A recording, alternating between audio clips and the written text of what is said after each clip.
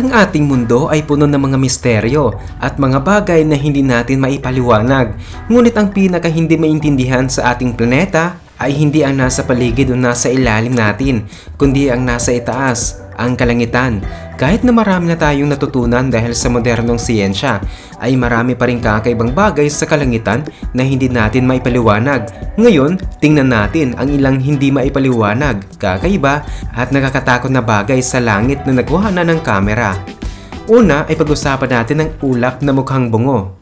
Ano ang gagawin mo kung isang araw habang nagpapahinga ka at tumitingin sa ulap ay bigla mong mapansin ang isang ulap na kakaiba? Pagtingin mo ulit, makikita mong tila isang bungo ang hugis nito, parang eksena mula sa pelikula. Pero tunay itong nangyari sa maraming tao sa Italia noong 2018. Maraming tao ang nagulat nang makita ang isang higanting ulap na hugis bungo sa ibabaw ng bundok Vesuvius. Ang bundok na ito ay isang bulkan na sumabog at nagwasak sa lungsod ng Pompeii noong sinaunang panahon. Parang hindi pa tapos ang bulkan sa pananakot sa mga tao. Ang ulap na ito ay kuha ni Rosario Monico na nagpost sa social media. Dahil sa takot, maraming tao ang nagmamadaling lumikas dahil inakala nilang sasabog muli ang bulkan. Sa kabutihang palad ay hindi ito nangyari, pero hindi nakapagtataka kung bakit maraming tao ang natakot. At narito rin ang wave clouds. Isa sa pinakamisteryosong bagay sa ating kalangitan ay ang mga ulap. Isang halimbawa nito ay ang tinatawag na wave cloud o alon na ulap. Ang siyentipikong pangalan nito ay Asperitas at kamakailan lamang ito natuklasan noong 2009. Ipinapakita lang nito kung gaano karami pa ang hindi natin alam tungkol sa kalangitan. Ang mga wave clouds ay mukhang nakakatakot, ngunit hindi naman mapanganib. Gayunpaman, maaaring senyalis ito na may paparating na bagyo. Ang mga ganitong ulap ay madalas makita sa mga patag na lugar sa Estados Unidos, ngunit sa bihirang pagkakataon ay maaari rin itong makita sa ibang bahagi ng mundo. At narito rin ang singsing na liwanag. Karamihan sa ating kalangitan ay gawa sa liwanag, ngunit ang nakuhanan sa video na ito ay parang galing sa ibang planeta. Isang arko ng liwanag ang lumitaw sa kalangitan. Nakita ito sa Jerusalem noong 2018 at maraming tao ang naniwala na isa itong relihiyosong tanda. Ayon sa mga nakasaksi, ang arko ay kumikislap sa iba't ibang kulay ng bahagari.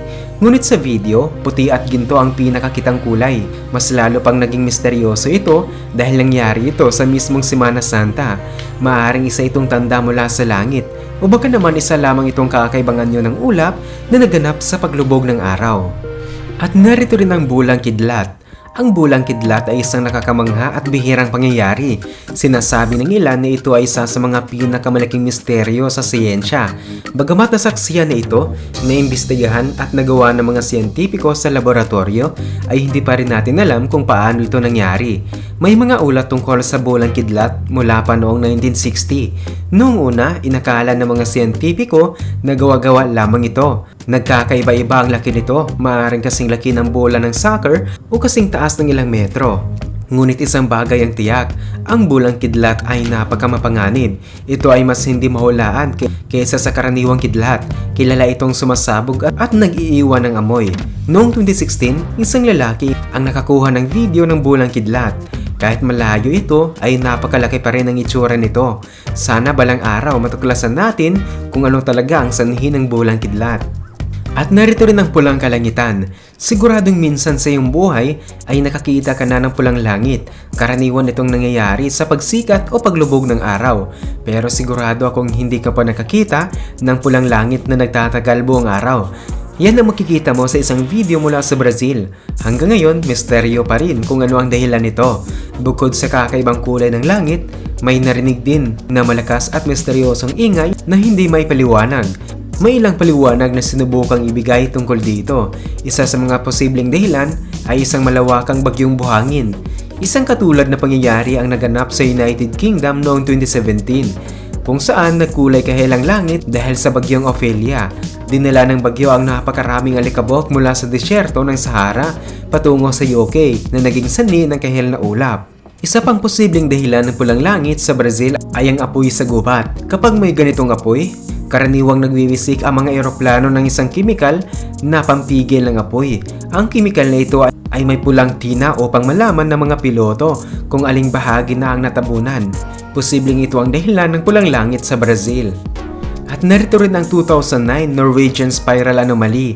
Noong 2009, isa sa pinakakilalang misteryo sa kalangitan ang naganap sa Norway. Isang kakaibang spiral ang lumitaw sa gabi na nagdulot ng takot at pagkalito sa mga tao. Pagkalipas ng ilang oras, ipinaliwanag ang misteryo. Lumabas na ito ay dahil sa isang nabigong paglulunsad ng Bulova missile. Maayos na gumana ang una at pangalawang bahagi ng missile, ngunit nagkaroon ng sira sa ikatlong bahagi. Ang pagkasira nito ay naging sanhi ng pag-ikot ng missile sa isang spiral na nagresulta sa kakaibang liwanag sa kalangitan. At narito rin ang nagliliyab na bola sa Florida. Kilala ang Florida bilang isang estado na may mga kakaibang pangyayari. Ngunit noong 2020, isang misteryosong bagay ang naganap sa kalangitan nito na gumulat sa buong mundo. Maraming nagliliyab na bola ng apoy ang nakita na lumilipad sa kalangitan sa iba't ibang pagkakataon. Sa unang beses na nangyari ito, may ilang naniniwala na ito ay isang alien invasion. Ngunit paulit-ulit itong naganap at hanggang ngayon ay wala pang tiyak na paliwanag kung ano ang mga ito. Sa isang 30 minutong video, halos 20 kulay kahel na bola ng apoy ang nakita sa kalangitan. Hindi ito mga bulalakaw dahil napakarami ng mga ito at masyadong malalaki. Bagamat tila maliliit ang mga ito mula sa malayo, ay sinasabing halos kasing laki ito ng isang bahay. Ipinapahiwatig nito na maaaring mapanganib ang mga bagay na ito kung babagsak sa lupa. Gayunpaman, hindi pa natin alam kung gaano ito kamapanganib dahil wala pang nakakaalam kung ano talaga ang mga ito.